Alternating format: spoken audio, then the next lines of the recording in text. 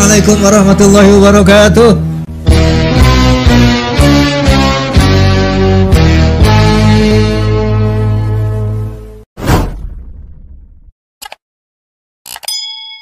Mehmed II, atau yang biasa dikenal secara luas dengan Muhammad Al-Fatih, merupakan penguasa Utsmani ke-7 yang berkuasa pada tahun 1444 sampai 1446 dan naik tahta lagi di tahun 1451 sampai 1481.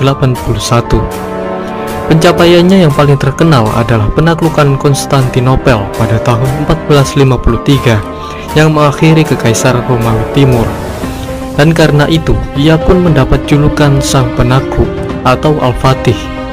Mehmed dikenal sebagai pemimpin yang cakap dan ahli dalam bidang militer, ilmu pengetahuan, matematika, dan menguasai 6 bahasa saat berumur 21 tahun. Dia dikenal sebagai pahlawan di Turki maupun dunia Islam. Dalam sejarah Islam, Mehmed dikenal sebagai salah seorang pemimpin yang hebat, sebagaimana Sultan Salahuddin Al-Ayyubi dan Sultan Saifuddin Mahmud Al-Qutus. Dan berikut ini adalah sejarah riwayat hidup Muhammad Al-Fatih selengkapnya. Mehmed lahir pada tanggal 30 Maret tahun 1432 di Edirne, yang saat itu masih menjadi ibu kota Utsmaniyah.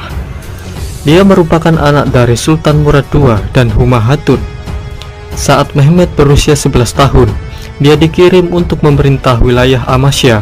Sultan Murad II juga mengirimkan banyak guru untuk mendidik putranya itu. Di antaranya ialah Molla Ghurani dan Syekh Muhammad Samsuddin bin Hamzah, yakni salah satu ulama berpengaruh kala itu. Beliau juga menjadi orang terdekat Mehmed, dan Syekh Samsuddin lah yang memperkuat keinginan Mehmed dalam penaklukan Konstantinopel.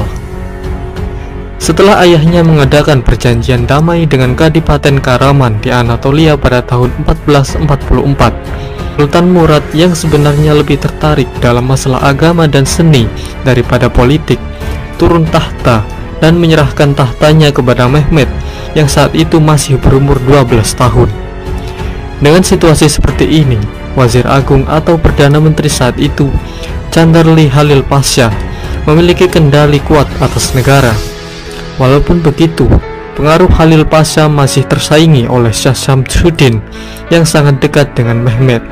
Pada periode pertama masa kekuasaan Mehmed, Kekhalifahan Utsmani diserang oleh kerajaan Hongaria yang dipimpin János Hunyadi yang melanggar gencatan senjata yang tertuang dalam perjanjian Szeged. Dalam situasi yang genting ini, Mehmed meminta ayahnya untuk kembali naik tahta, tetapi Murad menolak. Sebagai balasan, Mehmed menulis surat yang berbunyi, "Bila ayah adalah sultan, datanglah dan pimpinlah pasukan ayah. Bila aku adalah sultan, aku memerintahkan ayah untuk datang dan memimpin pasukanku." Setelah menerima surat ini, Murad bersedia datang dan memimpin pasukan. Akhirnya, pasukan Utsmani berhasil mengalahkan pasukan gabungan Hongaria, Polandia, dan Walesia dalam pertempuran Varna di tahun 1444. Setelah peperangan, Murad didesak untuk kembali naik tahta oleh Chandarli Halil Pasha yang tidak senang dengan kuatnya pengaruh Syekh Samsuddin saat kepemimpinan Mehmed. Lalu Murad kembali naik tahta dan berkuasa hingga wafatnya pada tahun 1451. Sepeninggalnya, Mehmed kembali naik tahta dan dinobatkan di Edirne pada usia 19 tahun.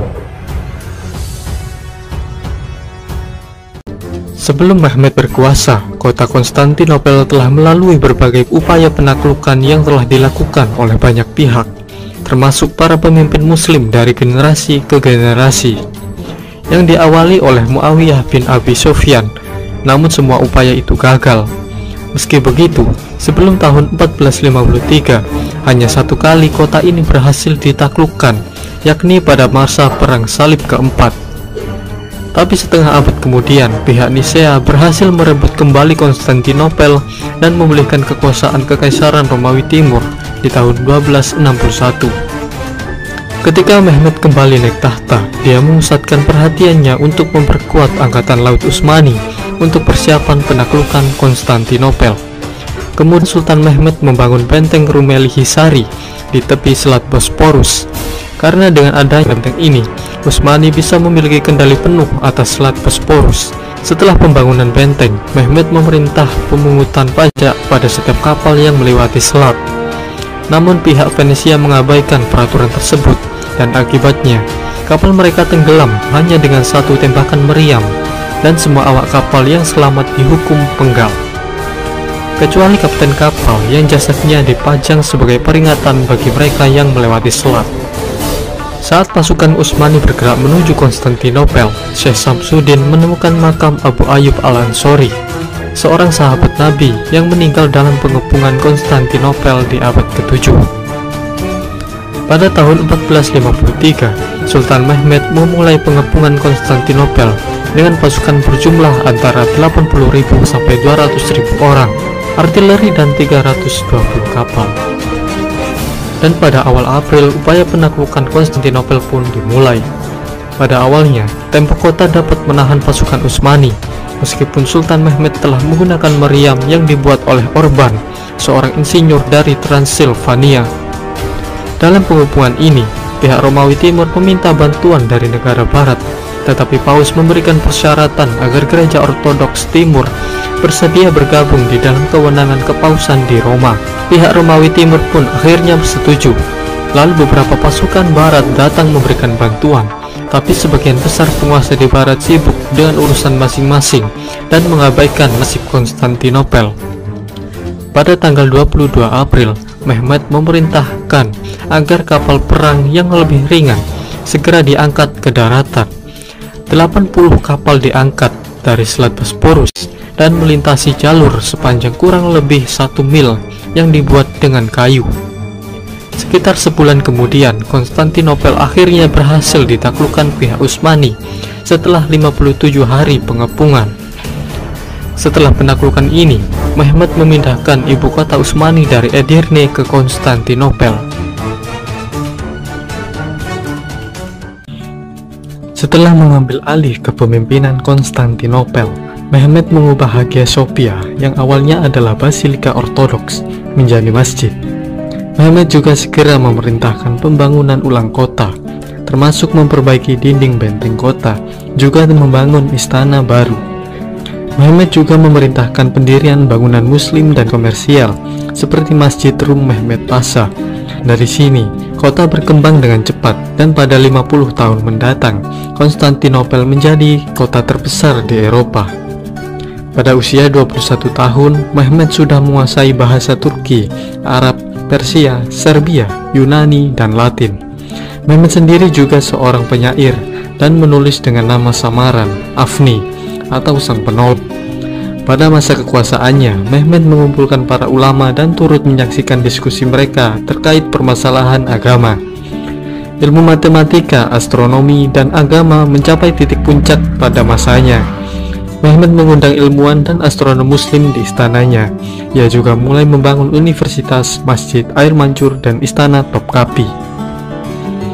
Di sekitar Masjid Fatih, Mehmed memerintahkan pembangunan 8 madrasah yang selama seabad menjadi lembaga pendidikan Islam tertinggi di Kekaisaran. Mehmed kemudian membangun dinding untuk menutup istananya. Tidak seperti pendahulunya, Mehmed tidak lagi dapat dijangkau oleh kalangan umum maupun pejabat rendah. Dalam masalah keagamaan, Mehmed memberikan ruang kebebasan beragama pada rakyatnya yang majemuk, asalkan mereka mematuhi perintahnya.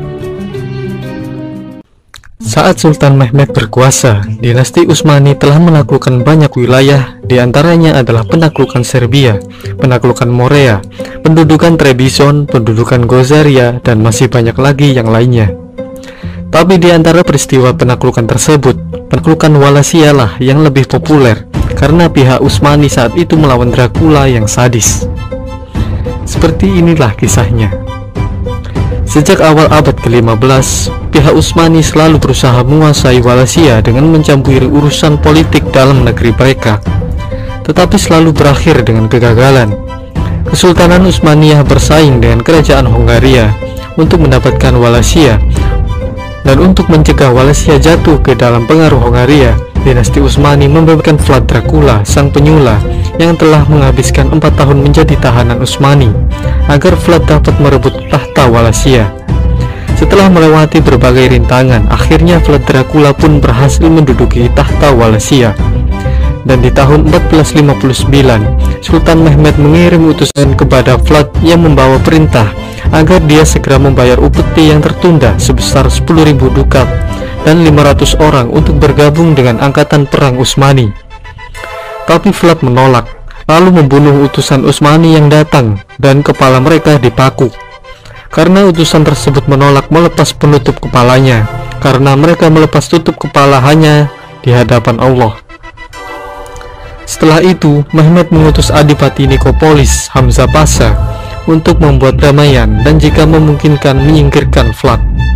Tapi Vlad menyergap rombongan Hamzah Pasha, menangkap dan menyula jasad mereka, dan jasad Hamzah Pasha disula di tiang tertinggi karena dia memiliki pangkat tertinggi dalam rombongan itu. Pada musim dingin tahun 1462, Vlad melintasi sungai Danube dan membakar seluruh tanah Bulgaria. Diduga ia dan pasukannya telah menyamar sebagai pasukan Sipahi Utsmani. Kemudian Vlad menyusup ke tenda-tenda perang pihak Utsmani, kemudian menyergap, membantai, dan menangkap sebagian pasukan.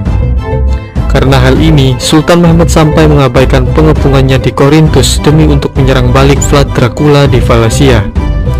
Pertempuran itu pun memakan banyak korban jiwa akibat serangan mendadak yang dilancarkan Vlad saat malam, yang tampaknya ia ingin membunuh Sultan dengan tangannya sendiri. Dikatakan kalau Mehmed sempat mempertimbangkan agar pasukannya mundur saat ia melihat banyak jasad pasukan Utsmani disula di ibu kota Wallachia. Tapi para komandan perangnya meyakinkan sang Sultan untuk tetap tinggal, dan Vlad Dracula pun akhirnya mundur ke pegunungan setelah ia dikhianati oleh para bangsawan dan diserang oleh sekutunya sendiri. Setelah itu, Utsmani menyerang ibu kota Wallachia dan menempatkan saudara Vlad, Radu Selvrumos, di tahta Wallachia. Vlad sendiri melarikan diri ke Hongaria, dan setelah itu ia justru ditahan setelah didakwa melakukan pemberontakan melawan Matyas Hunyadi, Raja Hongaria dan Kroasia. Di tahun-tahun terakhir kepemimpinan Sultan Mehmed, pasukan Utsmani di bawah kepemimpinan Gedik Ahmed Pasha menduduki Otranto di Italia Selatan pada 1480.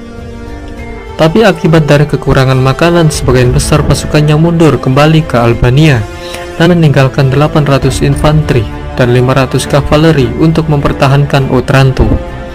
Karena khawatir kalau Roma akan ditaklukkan juga, Paus Sixtus IV menyatakan panggilan perang salib. Beberapa negara kota di semenanjung Italia, begitu juga Prancis dan Hongaria memenuhi panggilan tersebut. Pengepungan kota pun dimulai pada 1 Mei 1481. Pada tahun yang sama, Mehmed sendiri bergerak memimpin pasukan, tetapi dia sakit saat sampai Matepe.